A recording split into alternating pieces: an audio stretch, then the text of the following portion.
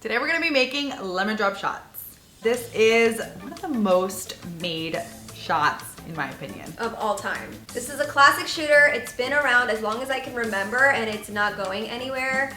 I make these at least once a week. like at least once every shift. You gotta know it. You gotta know it. The people want it. Let's find out how to make these lemon drops. To make a lemon drop, you're gonna need some sugar, a lemon wedge for a garnish, some simple syrup, lemon juice, and absolute citron.